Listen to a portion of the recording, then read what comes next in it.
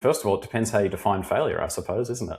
If it's passing a course, then I failed. If it's becoming a more well-rounded human, then I'm stoked and I give myself an A+ sort of thing. So, but perhaps part of how you deal with it is how you frame it.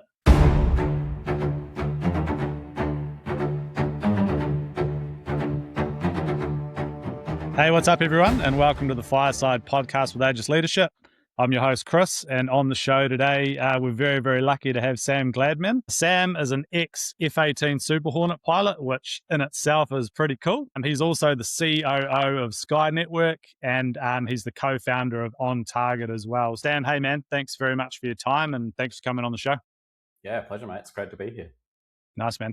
So I guess the first thing I'm real curious about is your background.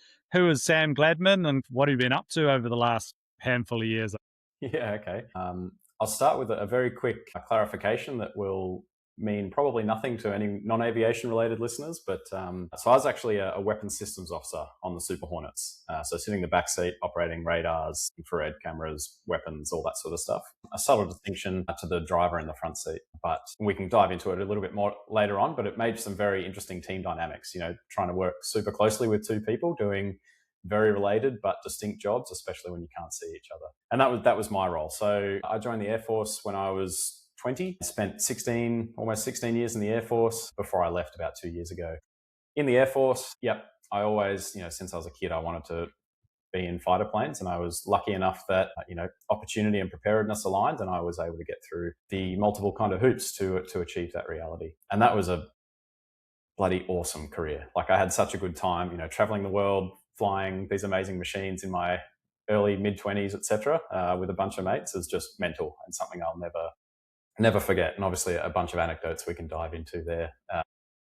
But throughout my time flying, I became increasingly interested in what was introduced to us as the field of human factors and non-technical skills. And in a nutshell, human factors as a science is kind of about making, well, there's a lot of ways you can interpret it, and it's a huge, broad field, but one of the best summations I quite enjoy is how to make work as easy as possible for the person to do right. And so it comes down to everything like user experience, human-centered design, psychology. It's a fascinating field. And then when you start to consider more than one person and put two or more people together, you come into the field of non-technical skills. So how does our psychology change as a collective? How does leadership, decision-making, communication, etc., all fly into that? Now, I started to do a master's in the field. I was super lucky that I could study the theory and dive into the books, but then have this really tangible application in my day-to-day work. Like I said, pretty unique circumstances. And obviously then applying all of that in high pressure. I was fortunate, I suppose, to have the opportunity for a operational deployment to the Middle East with the Hornets in 2014 with ISIS. And then just as I gained more and more experience applying those skills. And that kind of led into a pretty natural segue into general interest in safety and system safety particularly. And the point I kind of raised that is it segued into the next part of my career in the RAF when I ended up being an air crash investigator with the Defence Flight Safety Bureau. Again, a hugely interesting and rewarding part of my career. Unfortunately, far busier than I ever expected it to be. I was heavily involved in 2 helicopter losses, one which had multiple fatalities, but some enormous learning through those experiences as well. Yeah, and especially in the kind of crisis management perspective, some very, very interesting lessons there.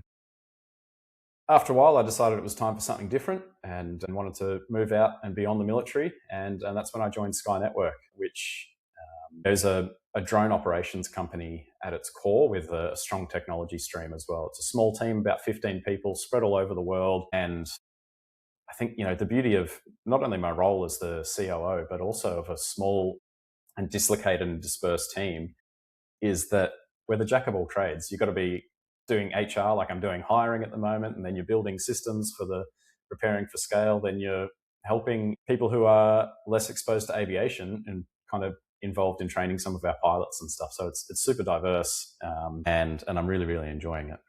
And then the third part, and then I think my intro is finally done. It's all good, man. You take as long as you need. Is On Target. So On Target is a company that I formed with my good friend Mike Mason, who is an ex-Royal Air Force fighter pilot, came to Australia on exchange, flew Hornets. I mean, for all the aviation nerds out there, he's got an awesome career. He's flown Harrier jump jets, Eurofighters, classic Hornets, Hawks. Yeah, he's done it all. But he's also really, really passionate about human factors and non-technical skills. And so he and I formed on target to take those skills and apply them to a commercial context. And how we do that is we actually do it through a simulator. We're really big on, I keep saying the word skills, and you don't go and learn to drive a car by having a PowerPoint presentation, then going on your merry way. And so we are big on the fact that you need to practice. You need to get exposed and learn, what are your strengths, what are your weaknesses, reflect, and then do it again. And we have a pretty unique little spaceship simulator of all things to achieve that through our sessions. We market it pretty heavily as leadership and teamwork because they are core tenets and outcomes of what we're doing. But kind of behind the curtains, there's a lot more science and theory between human factors in there. That's very cool. I guess touching on what you said there, we had it was kind of our unit motto actually in the SEER world. For those that are listening that don't know what SEER is, survival, evasion, resistance and escape, did a little bit of that in a former life. But our motto was knowledge born through experience. So that's exactly what you're talking about there is, we can read the books and attend the lectures and stuff, but till you get out there and have a red hot crack and sort of metabolize those lessons over and over and over again, you've got a base level understanding, but I think that and knowing are two very different things. Yeah, for sure. And I find as well a couple of threads to pull on there. First one is I've done leadership in the military and then taking that to the corporate world. But by virtue of being a leader in the commercial world now as well, it gives me a really good insight to be like, well, actually that application isn't quite so direct here. It gives me quite a unique perspective. And I've had a few things where I've, been putting a lesson together or a session for a customer and then thought, well, actually, would I do that in my own corporate world? Maybe not, and able to tweak it. So that experience. But it also made me think of, a post I saw you put on LinkedIn the other day about being in your comfort zone and how expanding your comfort zone is, I think the key to a satisfying life, really. Totally agree. And I think maybe I touched on it, but I've said it before and I'm going to say it a million more times because it's burned into my cortex is that your comfort zone's a casket. We're not designed to be there. I don't think anything good lives there. Yeah, we need to be putting ourselves on the edge to live a good life, I think. That's my personal perspective. Not everyone's going to agree with that, and that's totally fine. Yeah, no, I think you and I are aligned there, and my own SEER training had a lot to do with it. Yeah. I wouldn't recommend it. Yeah, I wouldn't recommend it as a recreational pastime, but I'll tell you what, you learn a lot about yourself going through those types of things. Oh, yeah. And to be fair, I believe I'm a better person for it. Mm-hmm. And all of the difficult things that I've done so far, I view that I'm very fortunate and lucky to have experienced that because that hardening, it makes you who you are. And I think the net effect is we don't really sweat the small things very much, right? Because it's just hey, I've done a lot harder things before. I'll get through this. It'll be fine. It's just a season. And I think there's a lot to be said for that. Controlled suffering, let's call it. I think there's a lot of benefit to be had from that.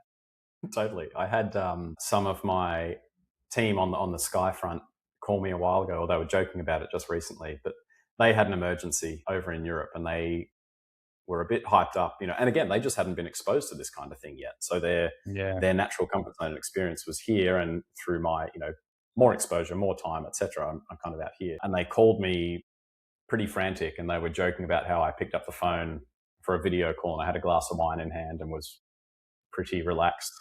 Now, there's a big time zone difference there. It wasn't middle of the day for the record, but and I think it's there's obviously natural traits and whatnot there, but just by virtue of what I've been exposed to, it's okay, let's take a breath and all we can do now is deal with this. Let's do it. Yeah, for sure. That segues really nicely. I'm very curious around, you've done some things that a lot of people would only dream of, right? And very probably fewer actually get to experience, working in a fighter jet, particularly in operationally deployed settings, training, whatever. That is a very impressive and out the box thing. I can speak a little bit to the pilots that I know here in our country, and Carsten Grimm, who's a clinical psychologist. He touched on it a bit in a previous podcast, but their window to learn is very, very small, and literally, they're required to learn some lessons in the morning, metabolize that, and essentially implement it by lunchtime. You've been Yeah. through a very difficult pipeline. What did you learn there, and what was that like? And I'm really curious to get into that. Sort of what did you take away from that pipeline? Yeah. A lot, a lot. And I'll start by talking about one of my biggest failings, as it were, was when I was getting relatively senior on the jets, past that training pipeline you're talking about. I was selected to go onto a course called Air Warfare Instructor Course. And that's like, well, it is literally Australia's version of Top Gun. So you become a tactical kind of expert and very much a tactical leader within the community. But it is an insanely tough 6-month course. And while it's not quite, a structured learning, like it's not lessons in the morning and apply like it is when you're learning to fly and fight the aeroplane, it's just you're put into a novel situation and tested about how effectively you can apply what you had been taught in your experience to date into a novel kind of context, and then go and develop new tactics on the fly and that kind of thing. And a huge amount of tactical development evolves out of the course. So I was selected to go on that course. It was intense. A big part of it as well is just ensuring that you don't have the time to consolidate, and they deliberately make you super tired, both kind of in the micro and the macro sense. Day to day, you're exhausted, doing 12 plus hour days for weeks on end. And we got to the end of that. So after 6 months, you're flying almost every day. And with about 3 flights to go, I was told, "Hey, Sam, sorry, mate, but you're just not meeting the tactical standard we need at this point. And that's the end of the road for you here." And that was devastating. And perhaps I'm going off on a slight tangent here, but let's see where it takes us. Perfect. But I think it aligns a lot with what you were saying before. Yes, it was really hard to swallow at the time, especially being so damn close to the end. But I wouldn't change it for the world. Like, it broadened my horizons and my comfort zone enormously. It made me a way better aviator, and I then became an instructor on the Super Hornet after that. And it made me far more effective tactically. But I think, in terms of life lessons, it taught me so much about myself, because I had the chance to reflect and see, like, how do I behave and what are my limitations when I'm under, enormous pressure. And just really exposed a lot of my personality to myself, I suppose. It was a real chance to reflect, and sliding doors as well. That meant that my career went in a completely different trajectory, which now I'm quite glad for, and wouldn't change. But I think you just got to get over a fear of failure and actually embrace failure and have a go at something. And if you just end up so much further ahead of where you would be, even if you try and fail, than if you go, but I might fail. Yeah. Which resonates with what you were saying earlier. It's very cool. And I heard a really nice way to put that is you can only connect the dots looking backwards.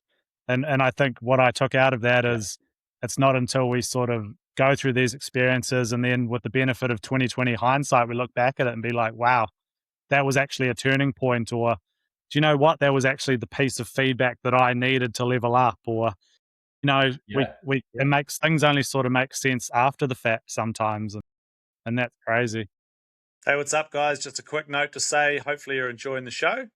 If you are, feel free to like and subscribe, and you can share it with your mates. Cool, that's all from me. Let's get back to the show. Failure is an interesting one, and a lot of people don't deal with failure well, or they avoid failure, or whatever it might be. We're taught not to fail in school, and that's a bad thing, and all these types of things where we know it's actually the precursor for high performance. But what did that teach you about failure, or that specific failure, or maybe another one? What did you take out of that? How did you go about processing it? Those are some things I'm quite curious in. Yeah.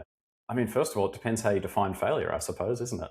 If it's passing a course, then I failed. If it's becoming a more well-rounded human, then I'm stoked, and I give myself an A+ sort of thing. So, but perhaps part of how you deal with it is how you frame it. I think there's an element of just eternal optimism, but you also have to take something for what it is. But being a realist and an optimist in one mix, I think, is pretty interesting. And I honestly would say that debriefing and retrospectives, I suppose, or really dissecting what has happened prior in a formal way is such a bread and butter part of fighter flying. And we can dive into that. It's a big part of what we focus on Target as well, and how people can do that. Yes. But it's totally kind of indoctrinated in me personally now, I think. And now, after that experience, I did, once the wounds had kind of sealed and I'd licked my wounds a bit, I sat down and I thought, okay, well, pardon my French, but shit happens. So once it's happened, all you can do is take the best from it and move on, right? Correct. And again, I think you only develop that after you've dealt with it a few times. So as an instructor, going back to your point before, when it's pretty cutthroat, if you make the same mistake twice, you start to be on the ropes as a Super Hornet pilot or WISO trainee. As an instructor, it was really interesting to see the guys and girls who had failed early on were way more resilient to failure and open to it at the final stages. Whereas, and this is a generalization, obviously, when you found the absolute rock stars who had the natural ability and a good work ethic, but eventually the learning curve is so steep, it gets everyone at some point, right? Yeah. And those rock stars would get right towards the end of course often, fail a ride, and their whole world would collapse. It was really interesting to watch, and spent a lot of time as what's called a remedial instructor. So where you're coaching those students who are having a bit of a struggle staying on the learning curve. It was very interesting to see those who had failed a few times and learned how to deal with it. And I do think it's a fundamental thing of training resilience. Yeah. Almost like a calloused wound, like they had been cut open a few times early on, and that skin had thickened to the point where it no longer bothered them. Whereas the guys or girls that hadn't been tested, a totally new experience, and probably threw them into a tailspin, for lack of a better term. Yeah, exactly. And I do think it's something that you can learn. So there's a set of skills, and to learn how to bounce back from that more effectively. And again, it's just exposure, which, to come full circle, expose yourself to as much as you can. I'm not saying go and fail deliberately, but embrace opportunities and take the good that comes from failure. Yeah, that's really good advice.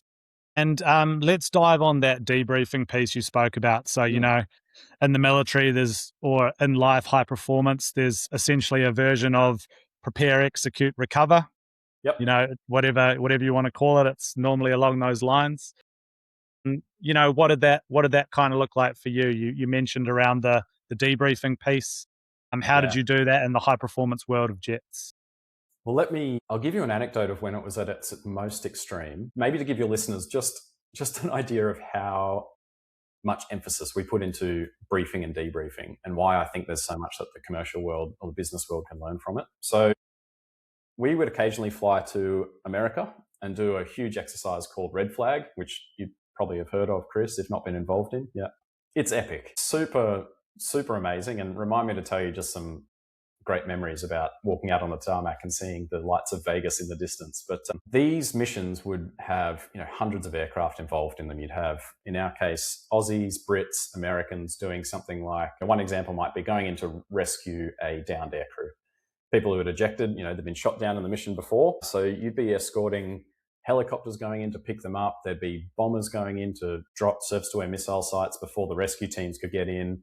There's enemy ground forces you're trying to deal with, refuelers, airborne early warning, non-kinetic effects, space stuff, just so many people involved. So before I get too excited and caught up in that. You get excited. I'm getting excited, mate. Yeah, it's good fun. So we would have what's called a mission command brief. You'd have, prior to that, let's go with the full exciting story. These are very, very complex missions, as you can probably gather from just the number of people involved or assets involved. Yes. And it's not like we've got weeks to plan this. It was a 6-hour or 8-hour planning cycle, often the evening or the day prior to execution. And that reflects reality, right? Like if our mates get shot down and we need to go and rescue them, we're doing that quick, smart, as you well know from your SEER time. So you got 6 hours, absolute pressure cooker, and maybe we can come back to that, being the person leading that planning cycle and responsible for that. And then you might go home and have a sleep, and then you're in a few hours later to come and brief the thing. And so it would start with a full enormous auditorium with hundreds of people in there, and each of the elements of the mission would brief their parts, and the mission commander would give an overarching kind of strategic intent, I suppose, and brief the overview. After that element, so you might have, the strike package, the rescue package, the airborne defense package that I alluded to before. They then have their own briefs with their sub scores of aircraft or people. And then you break into your own formation. So our Aussie 4 F-18s that would be involved, we go and have our own brief after that. So we've got our big picture, what's happening. We know how we form part of our little package. And it's like, all right, well, how are we going to execute as a 4-ship, as our own formation? And then after that, you go and brief as a crew. And you say, okay, what do we need to get absolutely right as the two of us in this cockpit? And what's our part of this mission? And then finally, it's time to go and jump in the jet and go and fly the thing. So you might fly in these missions, like an hour and a half, and you've had, call that about 4 hours of briefing prior, fly for an hour and a half, come back. And now it's a little bit like pyramids in exercise, Now we start at the other end backwards. So we come in, we go as a crew, all right, let's have a quick huddle. What did we achieve everything we wanted to? What didn't we achieve? Why didn't we? How can we improve, etc.? And most importantly, in this context, what is relevant out of our cockpit to the next tier up? What's relevant to our formation that impacted our formation's execution? So then we debrief as a formation and do the same thing. What's relevant out of this? What does the bigger picture need to know from our execution, and what can we learn about our personal execution? And then we go to a package debrief. And then finally, you have the full mission command debrief. And those would go for up to about 2 hours. So we're talking like 14-hour days for an hour and a half of flying. And all of it is around how important it is if you want to achieve consistent high performance in a super dynamic scenario that's not going to survive first contact with the enemy, or in the business world, first contact with reality, then you need to have very robust procedures and more so a very robust understanding of what you're ultimately trying to achieve and how you fit into that. Yeah. To do it. So let's bring it all the way back. That gives you an idea on the emphasis we place on debriefing.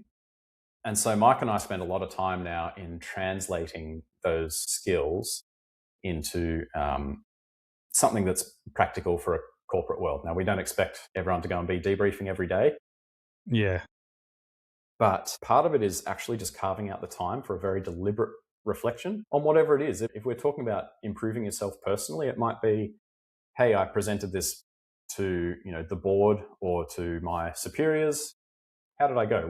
What could I have done differently with the benefit of hindsight? But more so, we focus on how teams can debrief, and it's identifying when it's relevant to debrief, but then really how to do a debrief. So we'll give our clients like a little run sheet to cue discussion items, but there's a real art to it. Essentially a good debrief is facilitated, not dictated, and typically by the most senior person in the room. And then there's a whole myriad of techniques and strategies, as you well know, to get the information out of your team and not tell them what needs to improve. Because often, as the most senior one, you've probably got the least information from the boots on the ground. That makes perfect sense. And we see that a lot with the clients we work with. And that's often a question that we'll ask is around, they're like, oh, we don't feel like we're getting any better, or we're not seeing tangible improvement and stuff. And that's normally a first question in that facilitative approach, which is smart. It's just, well, like, how often do you guys debrief? And they'll be like, what?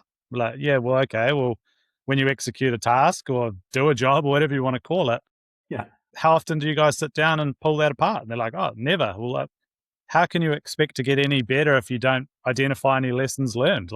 Exactly. And you see a lot of these people, they're just in this execution loop. It's just prepare, execute. It's just like, if you're never going to make the time, and it's not, when we get some time, because that's a fallacy. Like, you have to be very intentional and make the time to debrief. So you can identify, hey, what are we doing well? What's not going well? And what can we actually do to move the needle another 1%? And correct me if I'm wrong, but I'm guessing you guys weren't trying to fix the world. Debrief, you were probably looking for the highest leverage 1%er that was going to make the biggest difference, right? Yeah, totally. We'd always say, just what are the big three? If you can only change three things out of this, what are they? And that's where you focus. And then that became especially important as an instructor. This poor student has been, up stressing all night, studying, come in, got a few questions wrong in the pre-brief, gone and flown their mission, come back, and and they're just knackered by this point. They're not going to remember if you're teaching them the 1%ers. It needs to be the big three things that need to improve and how. But coming back to your point with clients, I find two things. One, we try to focus a lot on, yes, a huge part of debriefing is mitigating what went wrong or what didn't go as desired. But also, if you want to replicate success, you have to know what you did that led to that success, and therefore how you can apply that to a slightly different context. And so debriefing, can have a really positive spin as well, and should do. And now I've forgotten where I was going with the second point, but Yeah, you made a beautiful point there around human default mechanism is just to focus on all the negative things. It's a it has its place, but it's a terrible wiring. But yeah, like focusing on and acknowledging, hey, do you know what? We actually did X, Y, and Z really, really well. And let's make sure that we do that again next time. Yeah, that's a fantastic point that you've raised there. Switching lanes a little bit around mindsets. Obviously, Jets, what you're doing now, they're high performance cultures. What types of mindsets do you think make someone effective in those high performance cultures? Elaborate a little bit on what you mean by mindset in that context.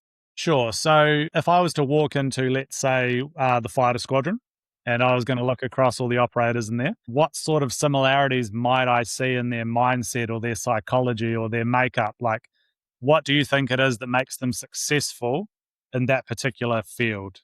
Yeah, interesting. Okay. Fighter crew have a real reputation, right, as being Maverick, Top Gun, yeah. And We there are some big always personalities. joke around. How do you know somebody's a pilot, or how do you know somebody's aircrew? Yeah, they'll tell you. They'll tell you. Yeah, exactly. Um, and it's funny, right? Because all of the people in that room, and I would say especially in a fighter context, and I'll elaborate on why, do have a real self-confidence. And you have to have that self-confidence. Agreed. And tying back to, I think, the core of what you and I focus on, the reason they have that self-confidence is because the standards have been so clear and so high for them to get to where they are that they now know that they kind of have earned their place in that room. But juxtaposed with that self-confidence, I would say is a real humility that I'll admit a lot of people, certainly that are outside that fighter circle in my immediate context, probably don't see. When it comes into the kind of the safe space within the squadron, within a debrief room especially, the humility is definitely very strong. And rank is kind of, we say there's no rank on the shoulders, which, doesn't affect in reality. Yeah. The rank's always there a little bit, but absolutely, I can remember being a junior guy running a debrief and our commanding officer was in the room and, you say, hey, I think when you did this, it had this effect. And if it had been done a different way, then it could have had a better effect. And gosh, so many tangents we can go down here. But obviously the way the CO deals with that and handles it makes a big influence on whether it actually gets aired in the room or not. But we had techniques to do that. We wouldn't refer to people by their name or sir, to call a senior ranking person sir. It was if they were in the second aircraft and the pilot, they'd be called 2 Alpha. And the second person with her was 2 Bravo. So it just takes that away. And all we're doing here is improving. So balancing self-confidence and humility is a real balance. And I think it comes back to confident that you have the kind of underlying skills, capacity, and traits to achieve what you're doing, but also humble enough to know that you're absolutely not going to get it 100% right, and that you're going to come back from whatever it is, the meeting, the brief, the project, and go, with the benefit of hindsight, I will find those 1%ers, those big three, and I will apply them and I'll be better next time. And I think that mindset of better every time is probably, as I talk through my thought process, the big one I'd give to you to take away. Just constant improvement. I like that. And like, I sort of think about it as you're very similar to like an MMA fighter, right? Like you're going to go and do this thing.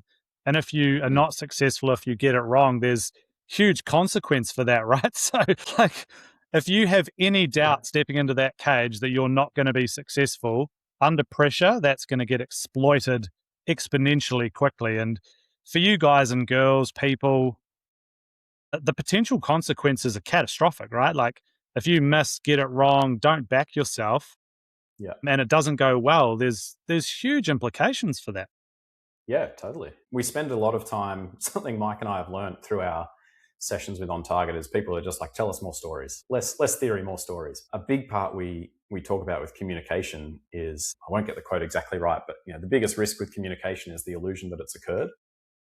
Mm. And as you say, if we miscommunicate or have a slight misunderstanding, then the bomb can go on the wrong building, as a kind of a pretty realistic but drastic example. And so we had a bunch of processes and both formal and kind of informal ways of ensuring that we were genuinely on the same page. And those kind of things just have enormous translation to the business world. And sure, it's not dropping bombs, but it's financial security, it's business success, personal career success.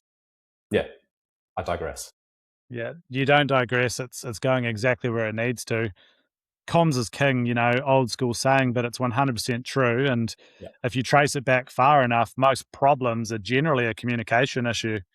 And Absolutely. normally a lack of communication. Oftentimes, the advice that I'll give to someone is get to the point where you feel like you're over communicating to the point where it's annoying, and you're probably about right. Yeah, exactly. Yeah. And if you are over communicating, the other person's going to give you some feedback. Then we're like, hey man, you don't need to bring me that, or hey, we've already covered this. Like, you'll get a feel quite quickly if you've overshot the mark. Totally. Yeah.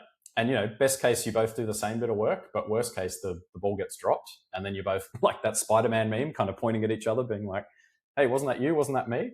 And lo and behold, it probably comes down to your briefing and communication.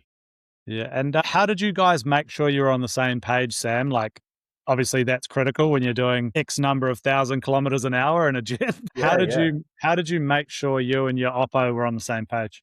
There are a few things. The one that I'll highlight, and then I can tell you a story afterwards as well. But the big one was a check of understanding. To come back to dropping the wrong bomb or the bomb on the wrong spot, then in the briefing we would use this technique called a check of understanding. So I would brief, -2, you're going to drop onto this building.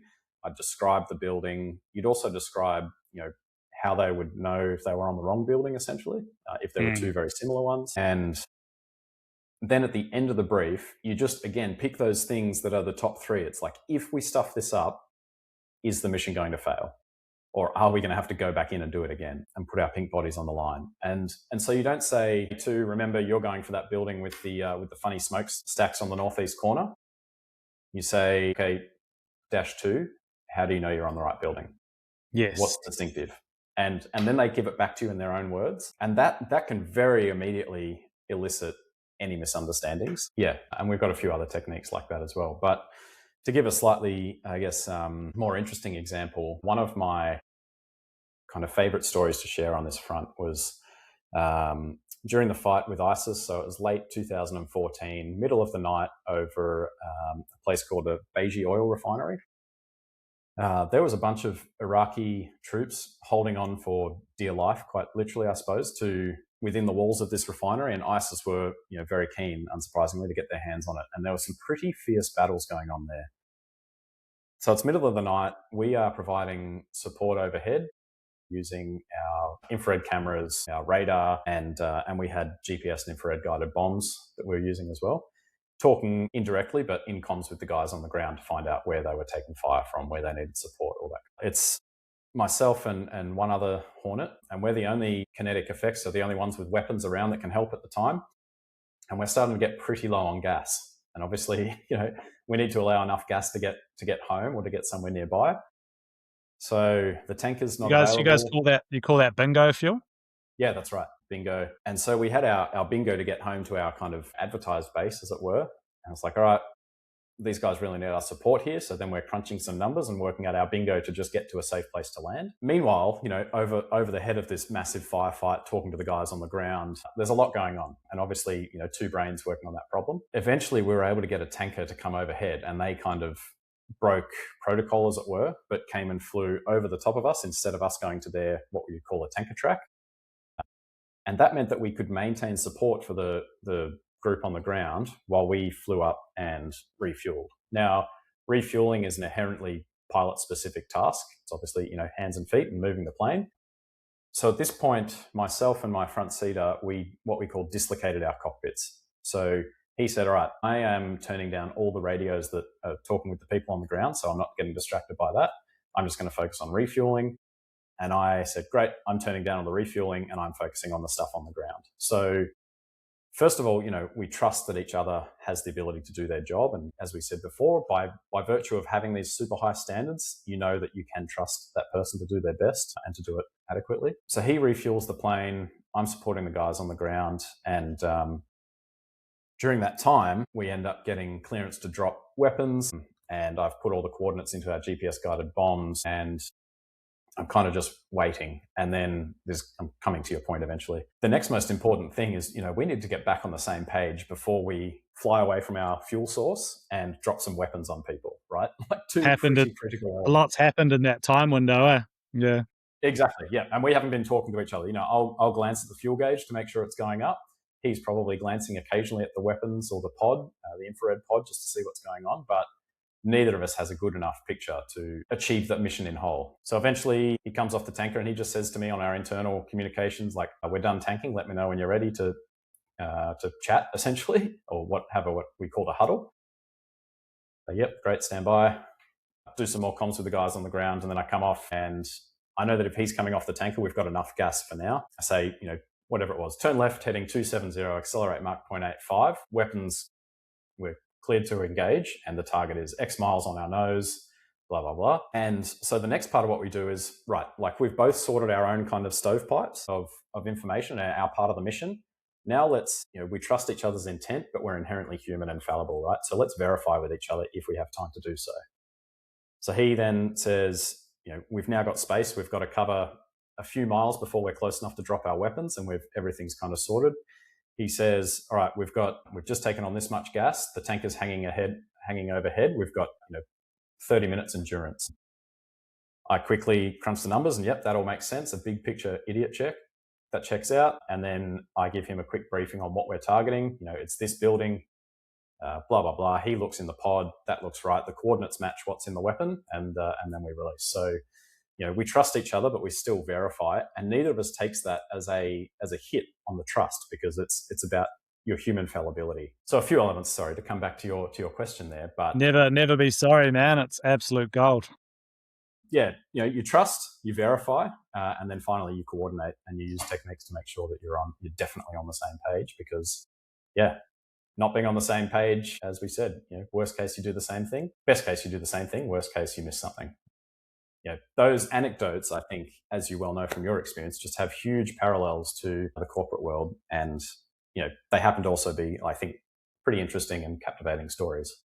Yeah, I agree, and we're wired for stories. We love them. It's an amazing way to get across a message, and I really like analogies as well. So it just makes things easy to digest and understand, right? And For sure. I really like that. And there's nothing wrong with checking understanding. Like we talk about it all the time. Confirm understanding, check understanding. Hey man, out of the chat we've had today, what were your takeaways from the chat we've had today? Like, I took away X, Y, Z. Totally, that was the message I was trying to get across.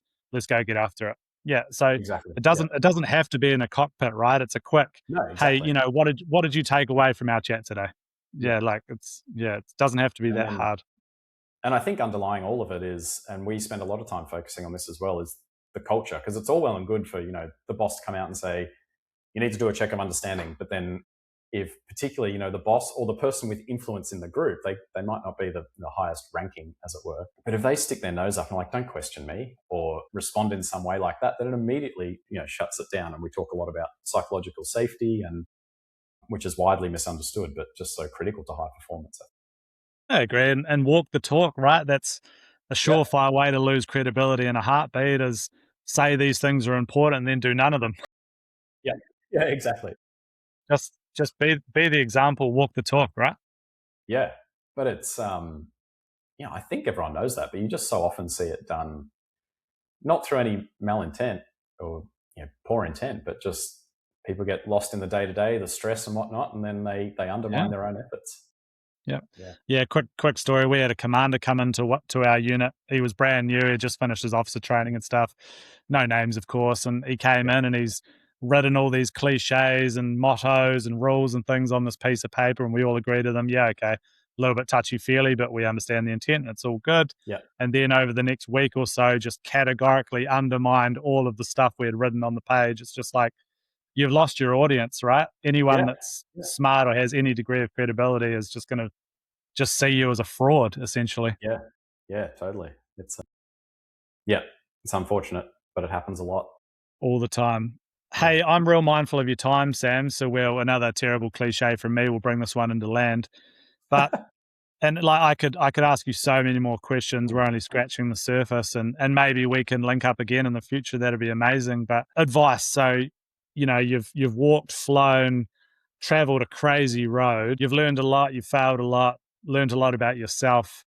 What advice would you give to a new leader? Someone just getting started out in the corporate world, someone who's struggling to deal with pressure, whatever it might be. What advice would you offer to someone who just wants to improve? Yeah, I think, that's a broad swathe of things to give advice to. But the word that comes out to me, and I anchor so much on this in so many respects, is humility. I think if you, balance your humility with self-confidence, but just take the time to reflect and learn, and know that, on the I guess proactive before event, or before you step into your new job, or whatever the scenario is, obviously give it your best, but know and give yourself the freedom to not get it right every time, because you won't. You're just going to beat yourself down if you think you're going to nail it every time. Even the absolute best presenter, I don't know, someone who's, let's talk like Simon Sinek, goes out and gives a very crisp presentation. I guarantee at the end of it, he goes, I had this tiny little stuff up there. I'll improve that next time. So I think, give it your best. Give yourself the freedom to realize that you're not going to nail it, but take the wins and then focus on what can be improved next time, and just have a continuous improvement mindset. And I think that puts you in the biggest kind of area for potential over any other advice I could give. And that's a great way to round it out.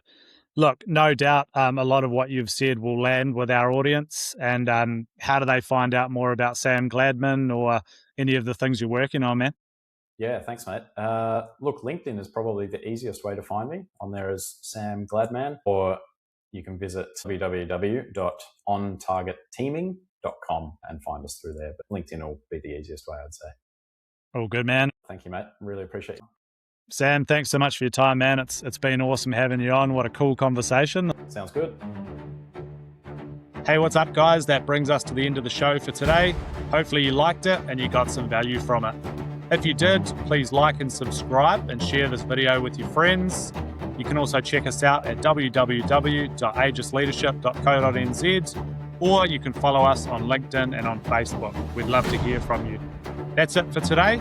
We look forward to seeing you on the next show.